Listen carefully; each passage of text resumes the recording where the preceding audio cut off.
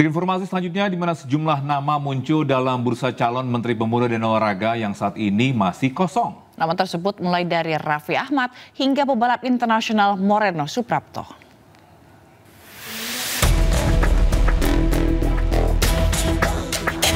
Siapa pengganti Dito Aryo Tejo untuk menjadi Menteri Pemuda dan Olahraga masih menjadi misteri. Namun sejumlah nama muncul untuk mengisi kekosongan Menpora di Kabinet Merah Putih. Yang pertama ada Raffi Ahmad. Saat ini Raffi menjabat sebagai utusan khusus Presiden bidang pembinaan generasi muda dan pekerja seni. Selain itu, Raffi sebagai pemilik klub Rans Nusantara. Calon Menpora lain yakni berasal dari Partai Golkar, Putri Komarudin. Saat ini Putri merupakan anggota Komisi 11 DPR RI.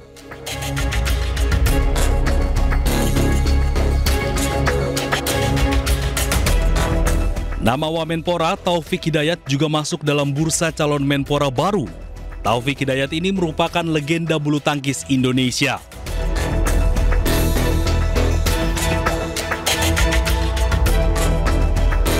Selain Taufik, ada nama Moreno Suprapto. Pebalap internasional ini sekarang berada di Komisi 11 DPR RI.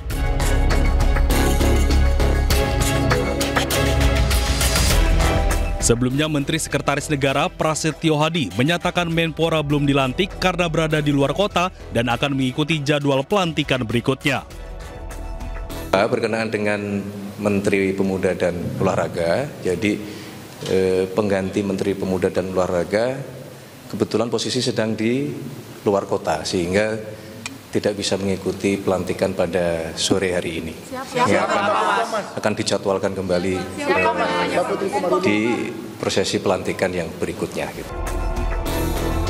Pada 8 September lalu, Presiden Prabowo telah melantik menteri baru. Namun Menpora dan Menko Polkam masih kosong. Untuk isi kekosongan, Presiden Prabowo menunjuk Safri Syamsuddin sebagai Menko Bidang Politik dan Keamanan ad interim.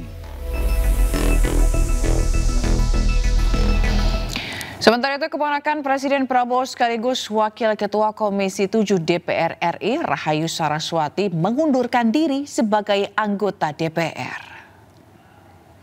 Kami juga mengusulkan kepada pemerintah. Ya, Rahayu menyampaikan permohonan maaf juga terima kasih atas dukungan yang telah diberikan oleh konstituen di daerah pemilihan Jakarta Utara, Jakarta Barat hingga Kepulauan Seribu.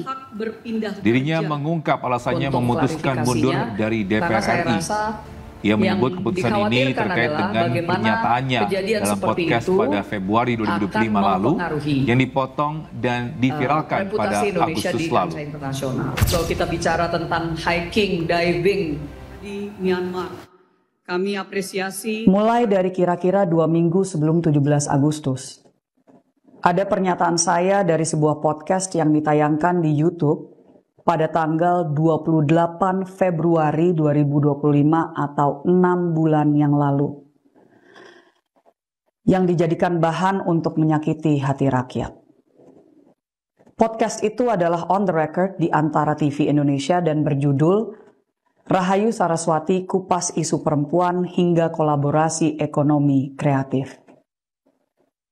Saya berbicara dengan pembawa acara selama 42 menit lebih tentang berbagai isu. Bagi masyarakat yang ingin mengetahui apa saja yang saya sampaikan secara menyeluruh, silahkan menonton agar mendapatkan konteks dari apa yang saya sampaikan. Kesalahan sepenuhnya ada di saya. Oleh sebab itu, melalui pesan ini, saya ucapkan permohonan maaf yang sebesar-besarnya atas ucapan dan kesalahan saya.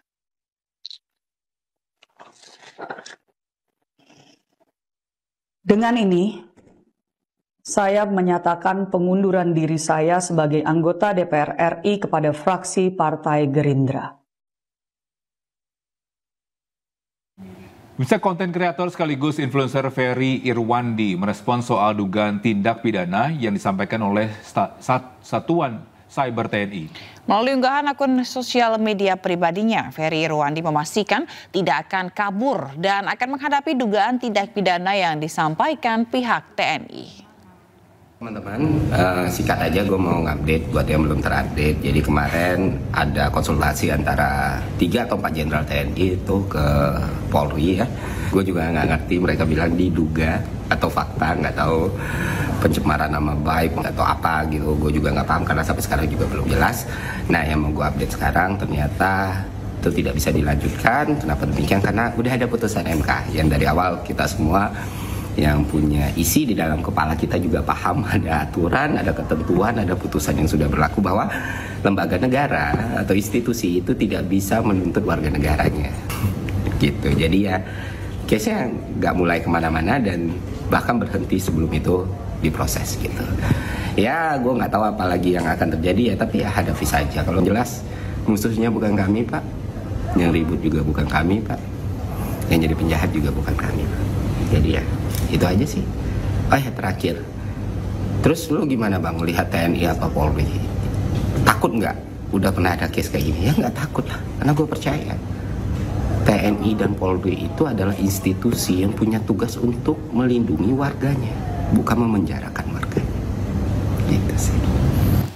Ya, pemirsa, dalam program Rakyat Bersuara yang dipandu Aiman Wicaksono, relawan Jokowi Lovers Krisyanto Yenoni menyebut Presiden ke-7 Republik Indonesia tersebut sebagai presiden terbaik sepanjang masa. Hal ini pun dibantah oleh ekonom Iksanuddin Nusi hingga menimbulkan perdebatan panas.